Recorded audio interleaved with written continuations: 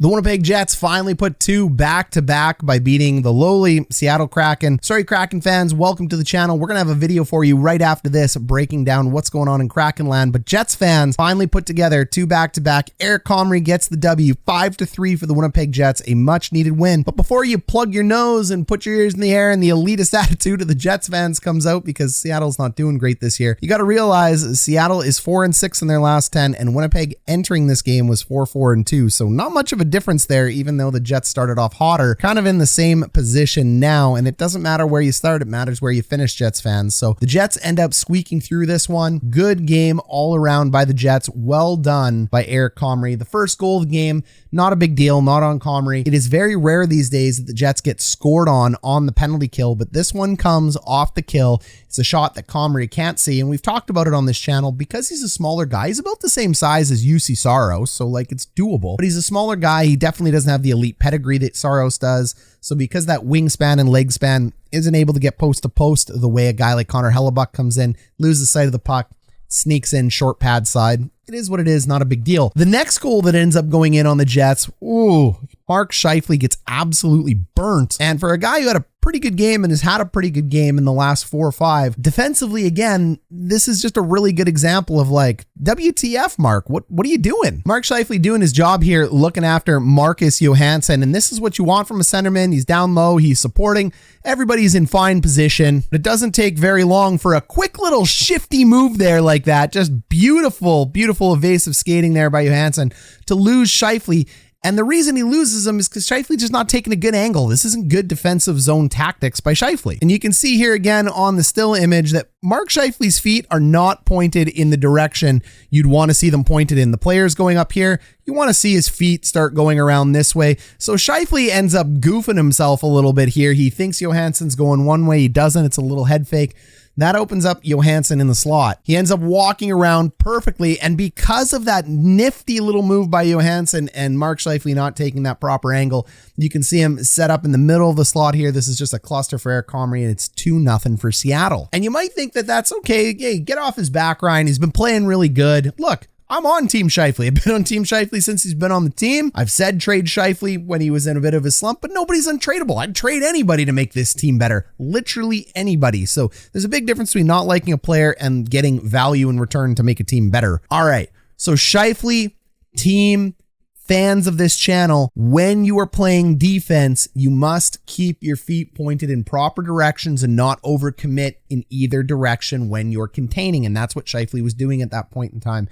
He commits too much to one direction. He ends up getting burnt. This is taught from about age 14 on. And for a guy who's very detailed like Scheifele, it's very strange in the defensive zone that these little tactics don't end up improving for him. But other than that, all around, he had a pretty good game, and he's had a very good stretch of games for the Jets, which is great because the Jets go as Scheifele and as Wheeler go. And we at Hot Garbage Sports here go as you go. So Jets fans, smash subscribe, smash like, but give us a big thumbs up down below there and comment. Comments, thumbs up, help spread this video to more people in the YouTube algorithm. And that's how you can help me out with this recreational YouTube channel. Goal number 1 for the Jets was an absolute beauty by Dominic Toninato. Look, I give Toninato a lot of I don't think Toninato's that good. He works really hard, but he's just a replacement level player. He doesn't strike me the same way Joel Armia did, or Brandon Tanev, or any of the other couple guys they didn't want to lose on the bottom 6. He's totally replaceable tomorrow, but that was a beautiful goal by Toninato and from Adam Lowry. Shorthanded, sparked the Jets.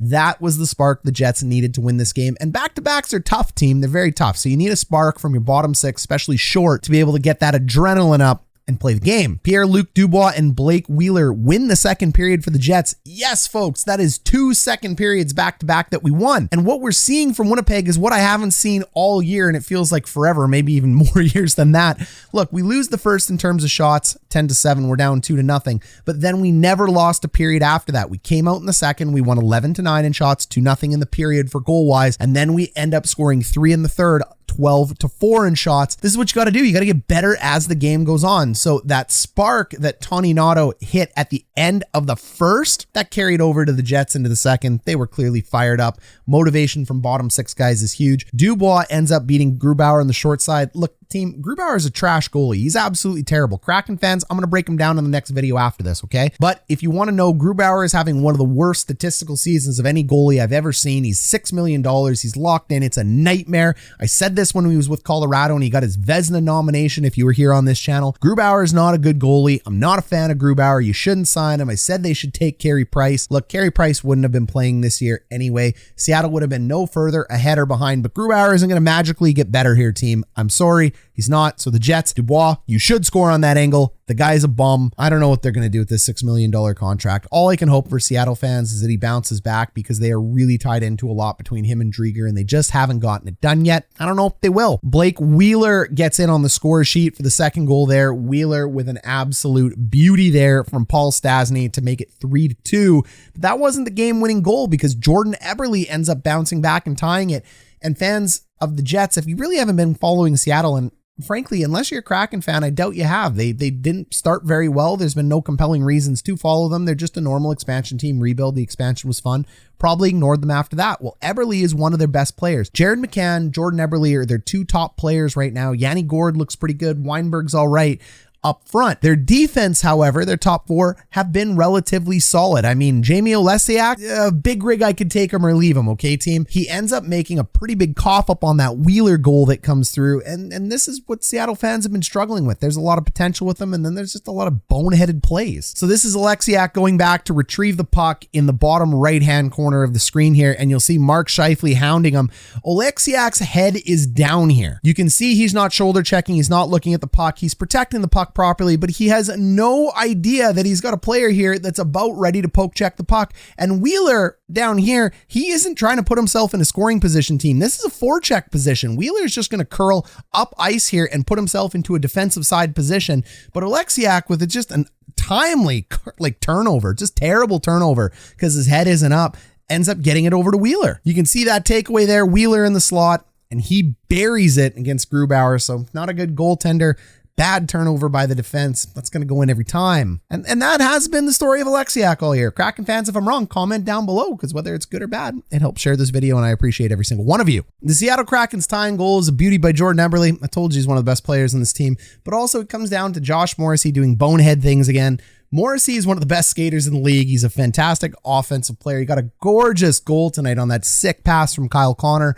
He is an elite skating defenseman, but I was saying this as I was watching the game. I've never seen a guy who is such a good skater because skating is such a fundamental part of being good in this game. It's the most important aspect. He's got a pretty good shot, be so mediocre at everything else, including the way his brain works when it comes to defensive plays. He gets in a ridiculous tie-up in front of the net that makes no sense, loses his body position completely, and the puck ends up going in. Like, I don't know what he's looking for, but there's consistent pressure from Seattle at this point. You're only up by a goal, and he's dancing around with happy feet in just an absolutely embarrassing tie-up. Let's take a look. Josh Morrissey in front of the net with Jordan Eberle. As the play continues, you can see right there, that little spot. Look, Morrissey is out of position already. He makes that little hook, and then Eberle is already open, and that is not what you want to do. You need Josh Morrissey to be over here on this side. We call it the right side of the puck. He's on the wrong side of the puck here. He's out of position already. So we go back into it, and Morrissey is able to get back into good D-side positioning, meaning he's between the net and the puck. So he's got a cross check here on Jordan Eberle. I don't like the cross check that's all the way up here at the top of the numbers. You want your stick to be down here on his hips. You can steer from the hips.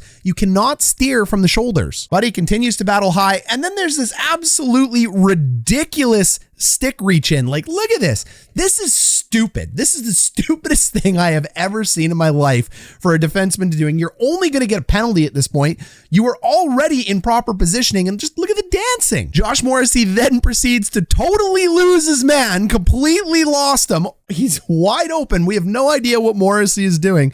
The puck is down here, and it's going to favorably bounce out to Jordan Eberle to score. So again, in real time, take a look at Morrissey on the bottom of your screen. Like, what the? That's trash individual defense. And I pick on individual defense all the time. I don't care how good the player is. These are tactics that they should know. There's a right way to play the game. There's a wrong way to play the game. Scheifele played that play wrong. Morrissey played that play wrong. Individual efforts make a big difference.